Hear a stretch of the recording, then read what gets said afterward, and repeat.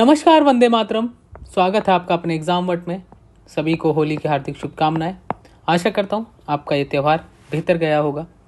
आने वाले दिनों में आप खूब सारी सफलताएं अर्जित करें, सक्सेस हो, ऐसी मेरी प्रार्थना है। CUET 2024 एग्ज़ाम्स मैक्सिमम कोर्सेज़ के हो चुके हैं। अब इंतज़ार है दो चीज़ों का, आंसर की और रिजल्ट्स का। अगर हम बात करें आंसर की और रिजल्ट्स की, तो आंसर की मोस्टली अप्रैल का जो सेकंड वीक है, अप्रैल सेकंड वीक में आने की पॉसिबिलिटी है और रिजल्ट्स मई तक आने की पूरी पॉसिबिलिटी है। सो हम आशा करते हैं कि रिजल्ट्स हमें मई तक अगर मिलते हैं तो जून में हमारे क्लासेस जो हैं वो MA के स्टार्ट हो जाएंगे। बिना रुके मैं बात करूंगा आज के सेशन के बारे में कि मैं इस सेशन में क्या डिस्कस करने वाला हूं आपके साथ। बहुत सारे स्टूडेंट्स के डाउट थे कि हमें कुछ इश्यूज़ आ रहे हैं रिगार्डिंग टू आगे क्या होगा, क्या क्या करना है, कट ऑफ्स क्या रहेंगे। कट ऑफ्स के ऊपर एक सेपरेट वीडियो मैं अलग से और बनाऊंगा, लेकिन आज जो मैं बात करने वाला हूँ वो मोस्टली बात करने वाला हूँ कुछ की पॉइंट्स पे। और वो की पॉइंट्स जो हैं वो कुछ इस प्रकार हैं, जिसमें प्रोसेस जो है, प्रोसेस की बात करें अगर, प्रोसेस आफ्टर एग्ज़ाम जो है वो क्या रहता है, वो मतलब आंसर के आने के बाद क्या रहेगा क्या नहीं होगा, उसकी बात करूँगा मैं। कट ऑफ पे थोड़ा बात करूँगा। उसके अलावा सबसे इम्पॉर्टेंट बात करूंगा, फ़ी के ऊपर बात करूंगा, साथ ही साथ आप पे बात करूंगा किस तरह से आप अपने काउंसलिंग करवा सकते हैं। इन सब पे बात करूंगा। बने रहिएगा इस सेशन में अंत तक। आशा करता हूं आपको मेरा ये सेशन जानकारीप्रद लगेगा और साथ ही साथ आने वाले दिनों में आप ऐसे इन्फॉर्मेटिव वीडियो आपको मिलते रहेंगे। मैं बात करता हूँ सबसे पहले यहाँ पे आंसर की अगर आंसर की जब हम बात करते हैं साथियों, तो आंसर की वो पहला स्टेप होता है जहाँ पे आप अपने आंसर्स को एवल्यूट कर पाते हैं, उन्हें परख पाते हैं कि आपने क्या किया था। जब आप यहाँ पे परखेंगे तो ध्यान रहे दो चीज़ों का। एक तो आपको जो आंसर आईडी दी होगी जो आपने दिया होगा, और एक सही आंसर क्या होगा, उन दोनों की अलग अलग आईडी दी गई होंगी। और इन दोनों आईडीज़ को जब आप मैच करेंगे आपको पता चल जाएगा आपका आंसर सही है या गलत है। जब आप क्वेश्चन पेपर को चेक कर रहे होंगे देखिएगा ऐसे भी कई क्वेश्चन होंगे जो टोटली गलत होंगे।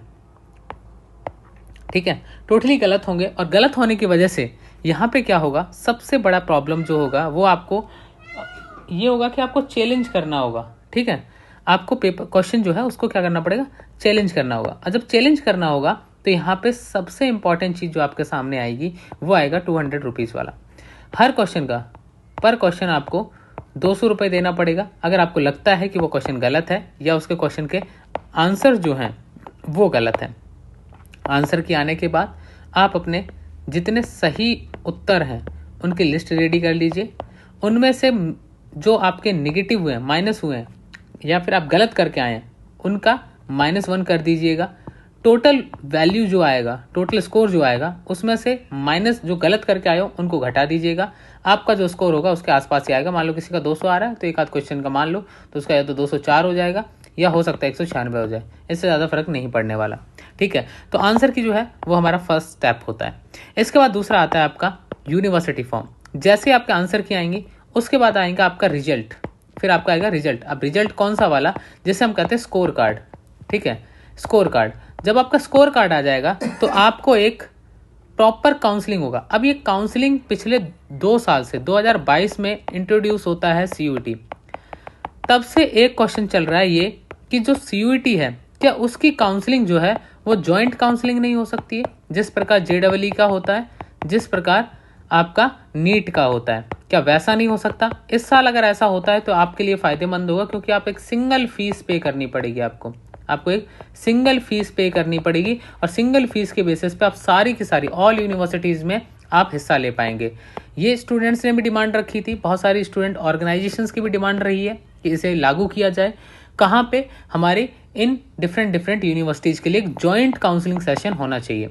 ऐसा अभी तक नहीं हुआ है और इसकी वजह से आपको हर यूनिवर्सिटी को 300 से लेके 1000 तक एक्स्ट्रा अमाउंट देना पड़ता है। यानी कि अगर आप JNU में फॉर्म फिल करते हैं, JNU का काउंसलिंग फॉर्म, ये स्कोर कार्ड आने के बाद तो JNU के लिए आपको 300 रुपये देना पड़ेगा फॉर्म का। ऐसे ही आप CU राज में देते हैं, सेंट्रल यूनिवर्सिटी ऑफ राजस्थान, इसकी फीस लगभग 700 के आसपास है, सबसे हाईएस्ट ये लेता है।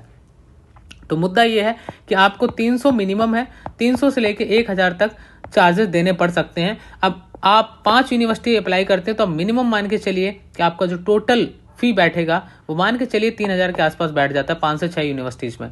10 यूनिवर्सिटी पे आप अप्लाई कर सकते हैं। अभी यूनिवर्सिटी ऐड करने का ऑप्शन भी आपको मिलेगा, तो कई स्टूडेंट हैं जो 10-10 यूनिवर्सिटी भी फॉर्म भरते हैं, क्योंकि स्कोर कम होता है तो उनको लगता है कि किसी एक में तो आ जाए मेरा। ठीक है, ऐसे ऐसे स्टूडेंट्स भी हैं जो कम स्कोर आने की वजह से central university of Kerala, Tamil Nadu, बहुत सारी ऐसी यूनिवर्सिटी जहां वो नहीं जाना चाह रहे थे पहले, लेकिन उसके बाद वो वहां पे जाते हैं। तो देखने वाली बात ये है कि आपका स्कोर कैसा आता है। स्कोर अच्छा है तो आपके पास इंडिया की टॉप मोस्ट यूनिवर्सिटी JNU है, DU है, BHU है, उनमें जा सकते हैं। लेकिन अगर स्कोर कम है तो आप फिर आपको केरला हो गया, तमिलनाडु हो गया, आपका CU पंजाब हो गया, ठीक है, CUPB जो है, ये हो गए, ये कुछ यूनिवर्सिटी जिनके हाई कट ऑफ नहीं जाते हैं। ऐसे ही आपका जो साउथ बिहार है, ठीक है, CUSB central university south Bihar, वहाँ आप जा सकते हैं, गया में है। इन यूनिवर्सिटीज़ को आप टारगेट कर सकते हैं। आप अपने कमेंट करके जरूर बताइएगा आप कौन सी यूनिवर्सिटी टारगेट कर रहे हैं, आपकी टारगेटेड यूनिवर्सिटी कौन सी है। ठीक है, प्लीज़ बताइएगा इसके बारे में। ठीक है, और आप किस टॉपिक में वीडियो चाहते हैं वो भी कमेंट करके बताइएगा। और हाँ, चैनल को सब्सक्राइब कर लें अगर आपको वीडियोस हमारे बेहतर लगते हैं तो। सो यहाँ पे यूनिवर्सिटी फॉर्म आता है। यूनिवर्सिटी फॉर्म के बाद क्या होता है, फिर आपका आता है कि यूनिवर्सिटी जो है, जैसे JNU का एग्जांपल लेता हूँ मैं, ये क्या करता है, फिर अपना कट ऑफ निकालता है। क्या निकालता है? अपना कट ऑफ निकालता है। और कट ऑफ निकालता है, फिर इस कट ऑफ के बेसिस पे आपको पता चलता है कि आप सिलेक्टेड हैं या नहीं हैं। वैसे हम लगभग आपको जब रिजल्ट आ जाएंगे, यानी आपका स्कोर कार्ड आ जाएगा, जब आपका रिजल्ट आ जाएगा या फिर आपका जो स्कोर कार्ड है वो आ जाएगा, उसके बाद हम आपको लगभग 95% जो हमारी प्रेडिक्शंस हैं वो एग्जिट जाती हैं। 95% हम आपको बता देंगे कि आपको JNU BHU मिलेगा कि नहीं मिलेगा on the basis of your score card. तो प्लीज़ जब आपके रिजल्ट्स आएँ तो एग्जाम वर्ड के साथ अपने जो रिजल्ट हैं वो शेयर करना ना भूलें। और आप व्हाट्सएप के थ्रू अगर हेल्प लेना चाहते हैं तो ये नंबर है, इसके थ्रू आप हेल्प ले सकते हैं। और कोशिश करिए कि मोस्टली मैसेज करके आप हेल्प मांगिए, कॉल अवॉइड करिए। बहुत इंपॉर्टेंट ना हो तब तक कॉल अवॉइड करिए। ठीक है, सो यहाँ पे आप यूनिवर्सिटी फॉर्म जो है वो आपको भरना होता है काउंसलिंग के लिए। अब आता है कट ऑफ यूनिवर्सिटी वाइज। ठीक है, कट ऑफ आ गया आपका, मान लो JNU में पॉलिटिकल साइंस गया 240। अब पॉलिटिकल साइंस में इस साल मैं आपको बता रहा हूँ JNU में आएंगी 70% लड़कियाँ, गर्ल्स आएंगी। क्यों आएंगी? क्योंकि JNU मिलते हैं मैक्सिमम 12% मार्क्स। मैक्सिमम 12% का मतलब मार्क्स में कनेक्ट करें 36 मार्क्स होते हैं। तो JNU में अगर आप बॉयज़ टारगेट कर रहे हो तो बॉयज़ DU और BHU को बैकअप रख लेना, अब की बार यूनिवर्सिटी ऑफ हैदराबाद को रख लेना। जब जब पेपर इजी आए हैं तो गर्ल्स का नंबर हमेशा बढ़ा है। JNU का ट्रेंड देख के मैं बता सकता हूँ, जो मैंने यहाँ रह के देखा है। सो कट ऑफ जो है यूनिवर्सिटी वाइज आ गई, आपने फॉर्म अप्लाई कर लिया, काउंसलिंग आपकी हो गई। काउंसलिंग के कुछ नहीं होता है, सिर्फ और सिर्फ आपका कट ऑफ निकलता है। JNU आपके जो नंबर हैं 300 को परसेंटेज में काउंट करता है। अगर आप ये सोच रहे हैं कि आपका वहाँ पे आपको रैंक दिखाएगा, आपको अलग अलग चीज़ें दिखाई देंगी जो आपने नहीं देखी, हम बता देंगे क्या क्या होता है। ये परसेंटेज में दिखाएगा, और परसेंटेज इसका क्या होता है, आपका ये 3 से काउंट करता है, इसको 4 से काउंट नहीं करता साथियों। ठीक है, 3 मार्क्स के हिसाब से काउंट करेगा, 300 का 100% मानेगा ये, तो आपको उसके हिसाब से एक्स्ट्रा मार्क्स मिलते हैं। हाँ, बॉयज़ भी परेशान ना हो, आपको भी मैक्सिमम 18 मार्क्स मिल सकते हैं। Is the maximum 18 extra marks. Depend करता है कि आपका डिस्ट्रिक्ट जो है वो क्वार्टाइल 1 में हो। आपका जो डिस्ट्रिक्ट है वो क्वार्टाइल 1 में होना चाहिए। अगर आप क्वार्टाइल 2 से आते हैं तो भी आपको 12 एक्स्ट्रा मार्क्स मिल सकते हैं।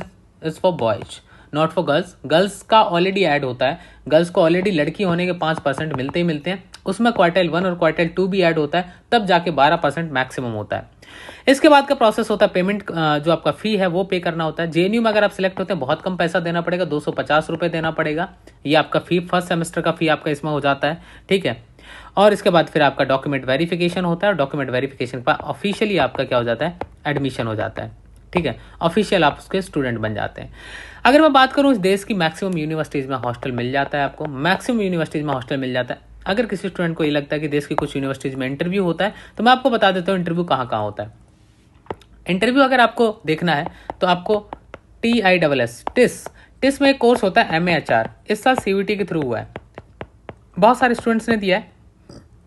तो ये जो TISS MAHR CVT है, इसमें आपको इंटरव्यू फेस करना पड़ेगा। ठीक है, इंटरव्यू आपको फेस करना पड़ेगा। बाकी MBA अगर आप दे रहे हैं, MBA में भी आपको GD जो है वो कुछ कॉलेजेस में फेस करना पड़ता है, खासकर BHU, और BHU के अलावा DAV के 1-2 कॉलेज हैं, DAV इंदौर के 1-2 कॉलेज हैं, उनमें आपको ये फेस करना पड़ता है। ठीक है, अब आपसे मेरे 2-3 क्वेश्चन हैं। पहला क्वेश्चन ये है कि आपने कौन सी यूनिवर्सिटी को टारगेट किया है, दूसरा क्वेश्चन मेरा ये है, आपका एक्सपेक्टेड स्कोर क्या है, आपका कितना स्कोर आपको लग रहा है कि आ सकता है। तीसरी चीज़, आप अगर व्हाट्सअप करें तो कैटेगरी बताना ना भूलें, और अगर आप फीमेल हैं तो वो भी बता दें, क्योंकि मेल फीमेल का डिफरेंस होने से मुझे ये बताना आसान हो जाता है कि जेएनयू में आपको एक्स्ट्रा मार्क्स कितने मिलते हैं। दूसरी बात, अगर आप मेल भी हैं तो आप अपना डिस्ट्रिक्ट मेंशन करना ना भूलें व्हाट्सएप पे मैसेज करते हुए, ताकि आपका, और डिस्ट्रिक्ट में भी आप ये बताना ना भूलें कि आपका 10th और 12th प्लस यूजी ये तीनों कोर्सेज आपने कहाँ से किए हैं। अगर आपने ये तीनों कोर्सेज उन डिस्ट्रिक्ट से नहीं किए तो कोई बात नहीं, इसका लिस्ट हमारे पास अवेलेबल है क्वार्टाइल डिस्ट्रिक्ट्स का, तो आप चेक कर सकते हैं। आपके मन में कोई भी क्वेश्चन है, संशय है, तो प्लीज़ पूछिए। और सबसे इंपॉर्टेंट चीज़, आप एक चीज़ और बताइएगा, वो ये है कि आपने कितनी यूनिवर्सिटीज़ ऐड करी थी, आपने कितनी यूनिवर्सिटीज़ ऐड करी थी। अगर आप और ऐड करना चाहते हैं तो जब आंसर की आ जाए तो एनटीए को मेल डालना बिल्कुल ना भूलें, और उसमें रिक्वेस्ट आपको इतना ही करना है कि प्लीज़ रीओपन द वेबसाइट, ठीक है, रीओपन द वेबसाइट, जो आपका डैशबोर्ड है उसे आप ओपन कर दें प्लीज़, ताकि हम और यूनिवर्सिटीज़ भी ऐड कर पाएँ। और इस बार यूनिवर्सिटी ऐड करने का ऑप्शन खुलेगा, because according to my information पहली बार 4,62,000 फॉर्म अप्लाई हुए, जो कि पिछले साल से हाफ है। मुझे नहीं पता किस बेस पे यूट्यूबर कह रहे हैं कि ये पिछले साल का डबल है। दूसरी चीज़, सीयूटी पीजी में ऑलरेडी बहुत सारी यूनिवर्सिटीज़ को स्टूडेंट क्राइसिस फेस करना पड़ रहा है। स्टूडेंट क्राइसिस जैसे सेंट्रल यूनिवर्सिटी ऑफ पंजाब हो गया, इसके अलावा आपका साउथ बिहार सेंट्रल यूनिवर्सिटी हो गया जो कि गया में है, उसके अलावा भी कई यूनिवर्सिटी, तमिलनाडु हो गया, केरला हो गया, ये कुछ यूनिवर्सिटी जिनको स्टूडेंट्स क्राइसिस फेस करना पड़ रहा है सीयूटी आने के बाद से स्पेशली। तो अगर आप टारगेट कर रहे हैं सीयूटी के थ्रू एमए करना, सो प्लीज़ जस्ट ये ध्यान रखें कि आपने कितनी यूनिवर्सिटियाँ अप्लाई करी थी, कितने यूनिवर्सिटियों के लिए आपने चूज़ किया था। आपकी हेल्प हम करेंगे, ईमेल डालिए, बहुत सिंपल सा प्रोसेस है, डेफिनेटली वो लोग सुनेंगे और ओपन करेंगे डैशबोर्ड को। आपका कोई भी डाउट है तो प्लीज़ कमेंट करिएगा। बहुत जल्द मैं एक एनालिसिस वीडियो लेके आ रहा हूँ कट ऑफ पे, इसमें आपके हिंदी, इंग्लिश, हिस्ट्री, ये जो मेजर सब्जेक्ट हैं, एमबीए, इन सब पे लेके आ रहा हूँ। Stay tuned with exam word. Thank you very much again, happy Holi to all of you. गुजिया खाइए, अपने स्वास्थ्य का ध्यान रखिए, और आने वाले दिनों में जो आपका काउंसलिंग प्रोसेस स्टार्ट होने वाला है उसके लिए डॉक्यूमेंट्स जो हैं वो तैयार करवाने आपको 1 अप्रैल के बाद, उससे पहले नहीं करवाने। Thank you very much, wish you all the best, see you in next session.